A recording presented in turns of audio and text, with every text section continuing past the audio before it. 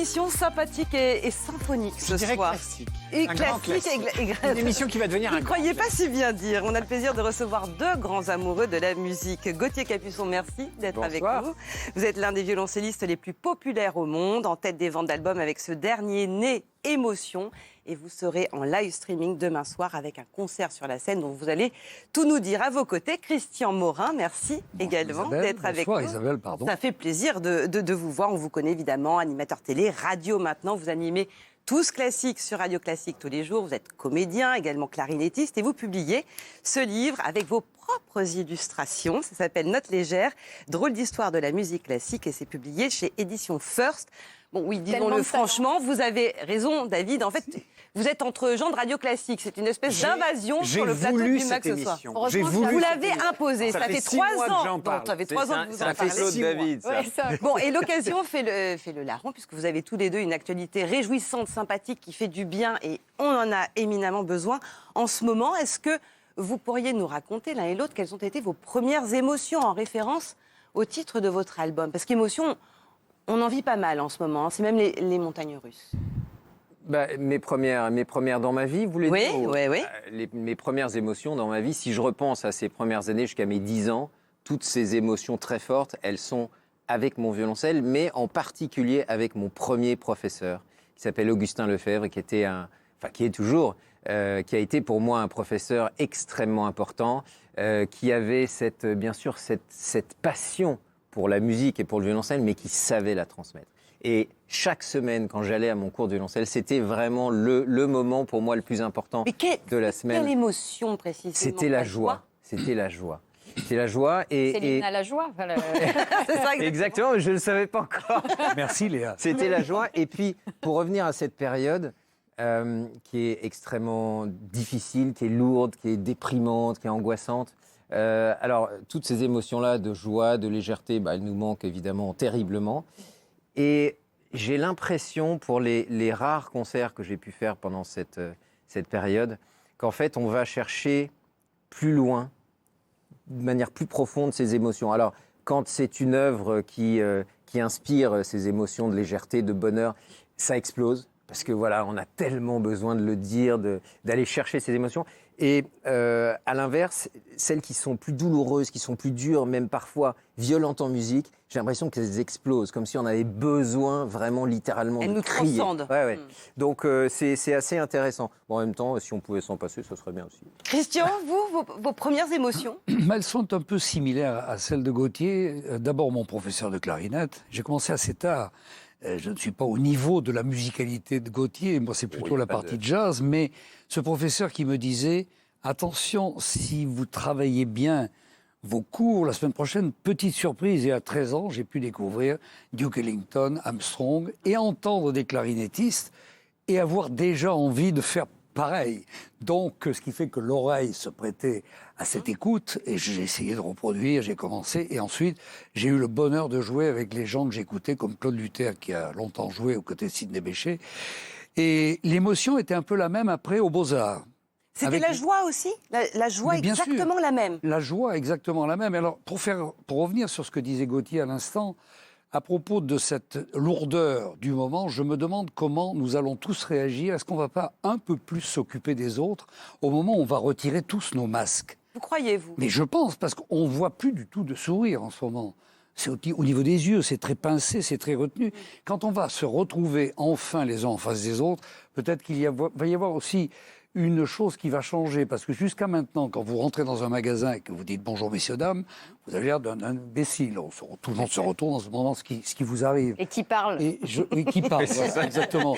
Là, peut-être qu'on va un peu s'attacher à l'autre, dire bonjour, sourire le matin, dans un immeuble, je ne sais pas, dans le métro, les gens vont peut-être se parler davantage, j'en sais rien.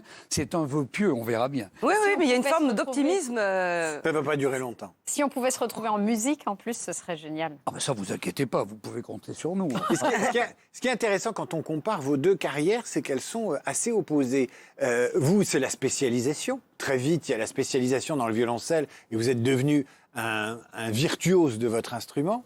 Et puis Christian, c'est un touche-à-tout génial parce qu'il y a la clarinette, qui pratiquent en quasi-professionnel, mais il y a aussi la télévision, il y a la radio, il y a le dessin, il y a l'écriture. Oui, oui. C'est deux approches de la vie assez Mais différentes. tout est assez lié. Ce qui est amusant, c'est que...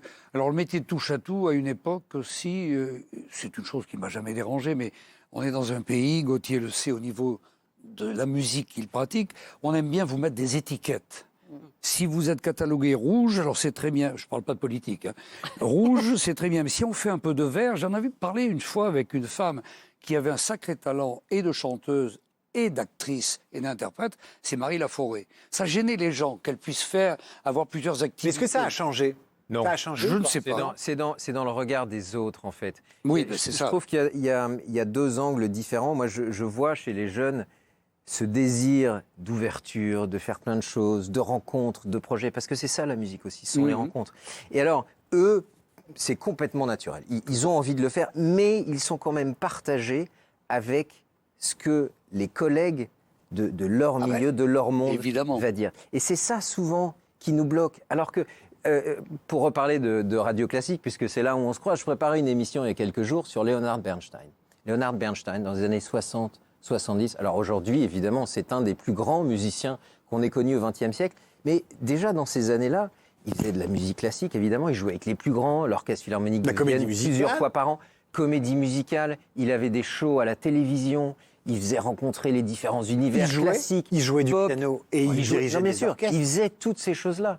Et on a un petit peu l'impression aujourd'hui, en tout cas dans ce monde classique, où en même temps, il y a énormément de choses qui sont faites. Il y a beaucoup de musiciens, d'orchestres, de salles de concert qui font des choses merveilleuses aussi de manière éducative pour démocratiser la musique.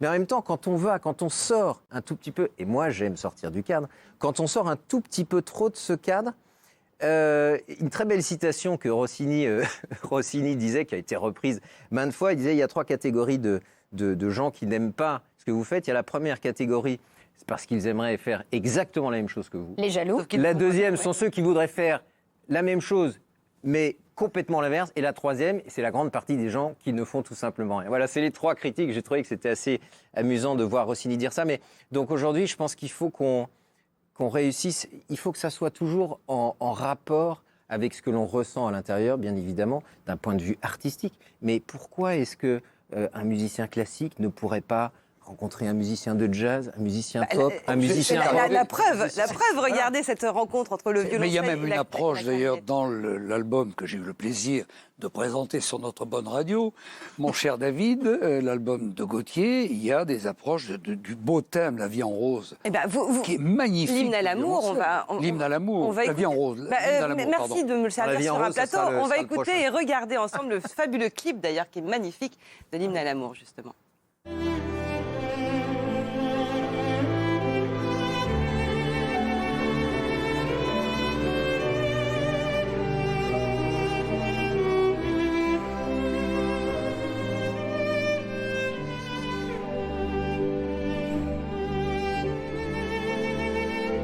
D'accord. Alors, question de Léa, c'est vraiment tout en haut de la tour Eiffel. Oui, parce que le plan fin- C'est en haut du dernier étage. ça, parce C'est qu'en- vraiment, il y a 3 oreilles Ouais. tout en haut, et donc on a vraiment l'impression d'être sur le ponton d'un bateau, vraiment projeté dans le vide.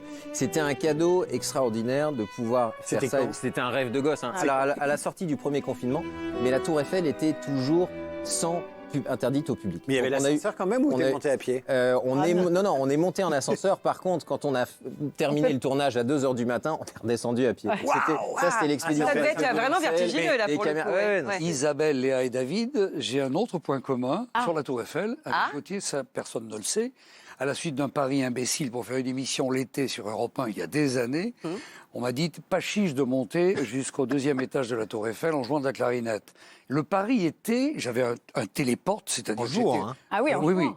J'étais Oh, le souffle, relayé. faut du souffle. Non, c'est pas fatigant parce qu'on respire, tu le sais. Oui, quand même. Et, Non, donc, ça, c'est parce que vous j'étais pratiquez la relayé respiration par une continue, voiture. peut-être. Il y avait une voiture émettrice avec un réalisateur qui m'accompagnait, casque, micro, et je jouais tout en montant. Et depuis les studios d'Europe 1, pendant les 2 heures, à chaque fois on disait oh, on va voir si Christian continue de jouer. Donc je Quel n'arrêtais morceau pas. Mais le plus amusant, ce que tu n'as pas connu, Mais il n'y a pas d'archives de ça. Si, j'ai des photos, c'est tout. Ah, c'est tout, dommage, il n'y a on pas, aurait pu les pas mettre. de son. Non, mais ce qui est Ouais. amusant, c'est qu'il y Ouais. avait des touristes qui descendaient ou qui montaient à pied. On ne peut pas aller jusqu'au 3e à pied, c'est interdit, Oui. c'est beaucoup trop dangereux. Il y avait des touristes qui passaient et qui me donnaient la pièce, persuadés que j'étais en train de faire la Tout montée. en jouant. C'était en 75, Génial. voilà. Et quel Donc, morceau, voilà. Pierre Morin? Le blues, dans ces cas-là, comme Ah ça, oui. c'est à perte de vue, si j'ose On dire. peut Mais les improviser. photos petite parenthèse, en tant que graphiste, j'admire ça. Les photos sont très très proches et me rappellent des magnifiques photos de Robert Doisneau. Ah, bien oui, sûr. c'est Ces vrai. photos noires et Les blanches. photos de Nikos Aliagas, ouais, ça c'est pareil. Sorti du premier confinement, on est parti se promener dans les rues de Paris, dans les ruelles de Montmartre. C'était c'était une rencontre artistique vraiment très forte. Alors Gauthier, vous continuez à vous déconfiner d'une manière ou d'une autre. Demain, vous serez sur un bateau. Racontez-nous cette drôle d'aventure. que vous Alors préparez. oui, l'idée m'est venue en faisant mon jogging sur les quais de Seine. Et bon, évidemment, on est privé de Seine depuis tellement longtemps. De Seine, SCE, accent grave de N, Seine, oui. voilà. Exactement. Et je voyais toutes ces péniches qui étaient à quai. Et je me suis dit, mais pourquoi ne pas... Voilà, une scène extraordinaire, SEIN. SEIN. Et donc voilà cette péniche, le Mirage. Donc j'ai lancé cette idée. Pour revenir à ce qu'on disait tout à l'heure, c'est vrai que j'aime sortir du cadre, j'aime faire des choses nouvelles. Ça, c'est aussi toujours mon admiration pour Maurice Baquet, qui était cet immense violoncelliste, comédien, alpiniste, qui a fait ses photos. On parlait de photos noir et blanc, mais toutes ces photos avec Robert Doisneau, et que je devais rencontrer. Je rentrais d'une longue tournée. Il a cherché à me contacter. Il a appelé mes parents et je devais le rappeler à mon retour de tournée. Et puis voilà, j'ai mis un peu de temps à le rappeler. Et malheureusement, quand je l'ai recontacté, il était décédé. Donc c'est vraiment une rencontre.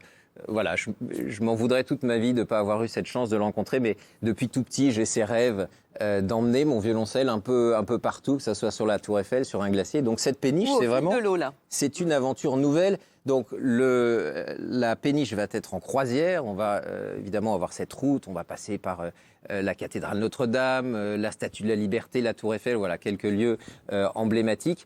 Un système de multicaméra. Donc ça, c'est quelque chose d'assez nouveau pour le classique, puisque c'est l'utilisateur qui, chez lui, pourra jouer avec ses différents plans de vue et être son propre réalisateur. C'est ça. Absolument. Donc on a des caméras, On va jouer là devant cet arc de cercle vitré. On pourra voir derrière les monuments de Paris plusieurs caméras à l'intérieur. Il y aura une caméra à l'avant du bateau, donc dans le sens de la navigation. Et puis, malheureusement, on n'a pas eu l'autorisation pour avoir de drone, parce que voilà, c'était assez compliqué. Donc, on a inventé autre chose et on s'est dit qu'on allait avoir un autre bateau qui allait nous suivre à l'extérieur, voilà, avec des caméras, des grues, pour pouvoir... Le but de cette expérience, c'est vraiment de profiter, bien évidemment, de la musique, de ce moment de partage ensemble, même si on n'est pas réunis dans une salle de concert, mais de profiter aussi de ces images de Paris la nuit. On a besoin de sortir de ce quotidien. Et mettez des caméras sur chaque pont sous lesquelles vous allez passer. Donc j'espère que la technique fonctionnera parce que c'est complètement nouveau. Je suis un peu stressé et en même temps excité par cette aventure. Est-ce que c'est jouable au sens, est-ce que c'est le même niveau de concentration? Parce que ça relève autant du concert que de la performance. Est-ce que vous allez être aussi concentré à Pleyel, à Salle Gaveau ou à la scène musicale pour le coup? Ou est-ce que il va y avoir des interférences dans le jeu, quoi? Alors là, bien évidemment, je sors de ma zone de concert, de confort. Je sors de ma zone de concert, exactement.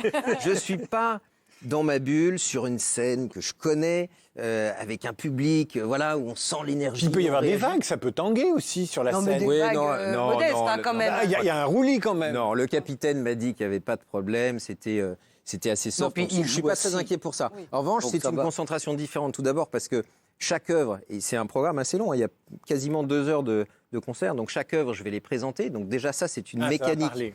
Voilà, où il faut être dans la musique, concentré en même temps sur ce qu'on va dire. Il ne s'agit pas de faire des présentations trop longues parce qu'il faut garder l'énergie du concert. Et puis en même temps, il va falloir que je surveille. Alors on va régler ça aussi demain à la répétition. Il va falloir que je surveille ce qui se passe à l'extérieur, qu'on arrive bien devant la cathédrale Notre-Dame au moment où je veux jouer un titre en particulier. Pareil pour la Tour Eiffel, vous imaginez ce que je vais y jouer. Bien sûr. Donc voilà, je suis très impatient. Et en l'Ave même temps, je suis Maria, un peu ça le sera trac. devant... Devant Notre-Dame. Notre-Dame. On va écouter.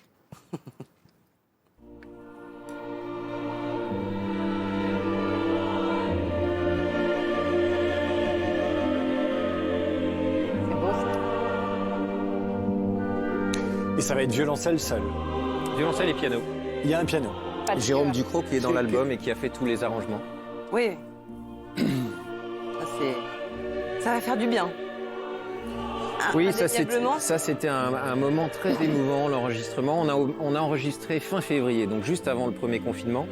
Et un album, ça se prépare vraiment quasiment un an à l'avance. Donc on était juste après l'incendie de la cathédrale Notre-Dame. Et je pensais vraiment à toutes ces chanteuses et chanteurs de la maîtrise de Notre-Dame qui étaient privés de leur cathédrale, où ils s'exprimaient, ils chantaient tous les jours. Pour eux, ils se retrouvaient vraiment orphelins. Et donc, je les ai invités à faire cet Ave Maria avec moi. Donc, pour l'enregistrement, c'était la première fois qu'ils rechantaient. C'était vraiment bouleversant. Et puis, on s'est retrouvés depuis pour le concert de Noël dans la cathédrale, qui était aussi un moment très fort. Christian, par exemple, ça, c'est des choses qui ne se faisaient pas il y a 40 ans ou 50 ans. Et il y a une obsession française, mais un peu partout, de ce qu'on appelle la démocratisation de la culture et l'accès de la culture au plus grand nombre, et notamment de la musique classique. Est-ce que c'est un mythe, c'est possible, ou est-ce que finalement ça reste réservé à une élite ? Moi, de mon point de vue, qui n'engage que moi, je pense que ça n'est pas réservé à une élite. Quand j'ai rejoint Radio Classique, je ne suis pas aux yeux et aux oreilles des auditeurs ou de téléspectateurs, je ne suis pas un spécialiste de la musique classique. Et la direction de Radio Classique, à l'époque, qui m'a engagé, m'a dit justement, c'est ce que nous voulons, pas un spécialiste. Et à ce moment-là, alors, ce que je vais vous dire n'est pas prétentieux. J'ai essayé de présenter une émission comme j'aurais aimé l'entendre. C'est-à-dire que moi, je fais partie d'une génération où Paris Inter, devenu France Inter ensuite, les radios diffusaient beaucoup plus, distillaient de la chanson de variété, mais également de la musique classique. C'est-à-dire que ce mélange a toujours existé. Il y avait le Mai musical à Bordeaux, d'où je suis originaire. On allait avec mes parents, j'écoutais des musiques qui ne m'emballaient pas.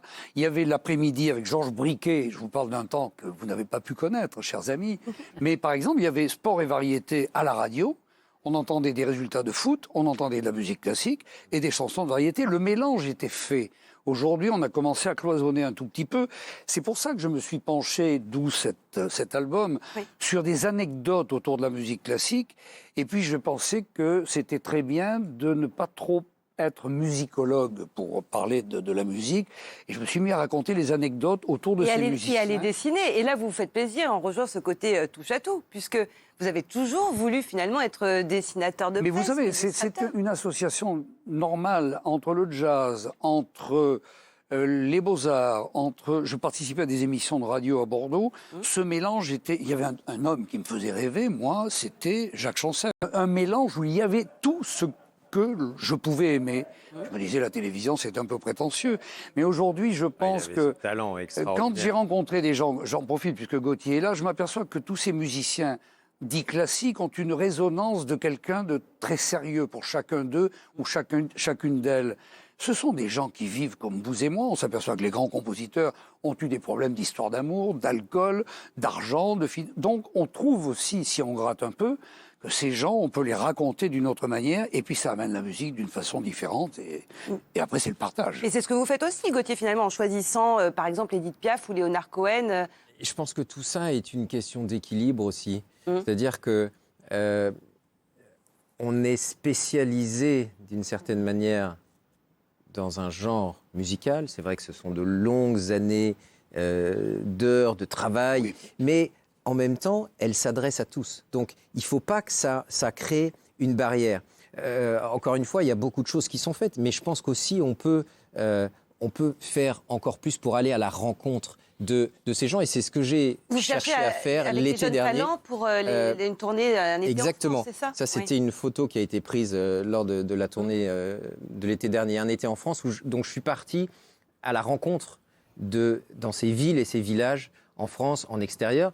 L'idée, c'était bien évidemment de recréer des concerts en extérieur, puisque toutes les salles, ou quasiment toutes, tous les festivals avaient été annulés.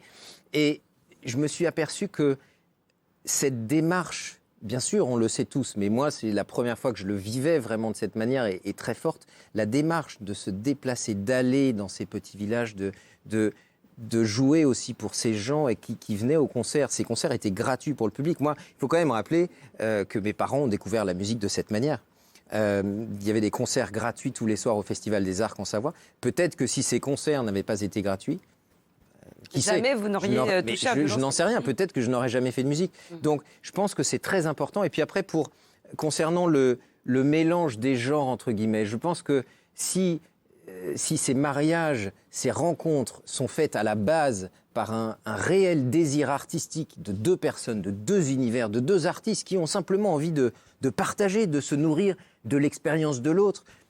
La musique savante, qu'est-ce que ça veut dire? Qu'est-ce qu'une musique savante? On parle des émotions, la musique, ce sont les émotions. Il y a des émotions, il y a aussi le rire, et ça, vous nous le transmettez bien, je trouve, dans le livre, avec les anecdotes. Alors, je voudrais juste parce qu'il y a... C'est truffé de petites citations, mais qui sont hilarantes et qu'on n'attend pas forcément. Mais par exemple, Georges Bernard Shaw qui dit « Les cygnes chantent avant de mourir, certaines personnes feraient mieux de mourir avant de chanter. » Ça fait du bien à lire. Le même Georges Bernard Shaw qui dit « L'opéra, c'est quand même une soirée où le ténor passe la soirée à empêcher le baryton de coucher avec la soprano. » C'est une autre définition. Il y a des perles incroyables dans son livre. Je recommande vraiment à tout le monde. Maurice Ravel, à propos du boléro, j'ai toujours donné en sous-titre à cette œuvre, c'est pour vous, David, enfoncez-vous bien ça dans la tête.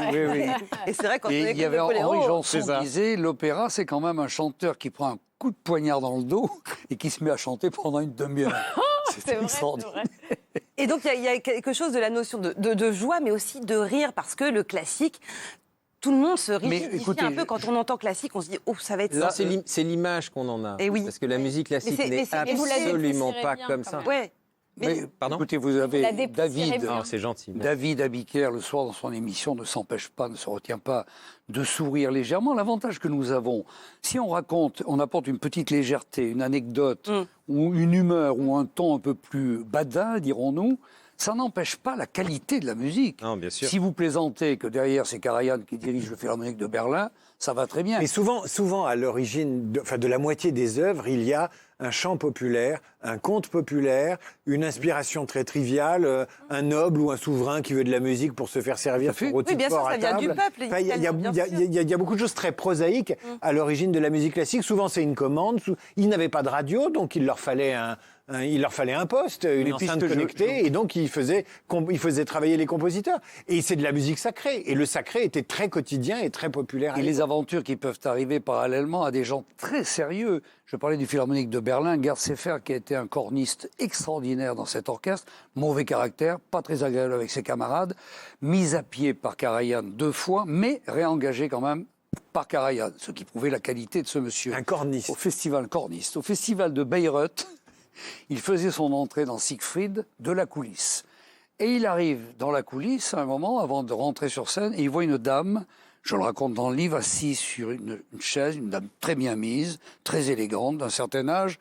Et au lieu de lui dire « Madame, pardonnez-moi, mais j'ai besoin de ma chaise pour me reposer avant de faire mon entrée », il l'insulte. Qu'est-ce que vous foutez là? Il la vire manu militari, ça se passe très très mal. Et le petit-fils de Wagner, ou l'arrière-petit-fils de Wagner, directeur du festival de Bayreuth, à la fin, va le voir et lui dit, vous savez, ce qui s'est passé tout à l'heure, il dit non, alors là, ce genre de choses, si ça se reproduit, mon cher Wolfgang Wagner, je vous signale que je ne rejouerai plus à Bayreuth. Il dit, mais j'allais vous le dire, c'est la dernière fois que vous avez joué à Bayreuth. Cette dame, je l'avais placée là pour qu'elle voie l'orchestre de façon privilégiée et qu'elle voie votre entrée de façon remarquable. Ah bah, elle l'a vu. Elle a vu sa sortie, là, du coup. Oui, mais sauf que c'était la reine de Suède. Aïe, aïe, aïe. C'est moi qui l'avais placée là. Donc voilà. Ça, c'est amusant. Et derrière, vous enchaînez avec Wagner et c'est parfait.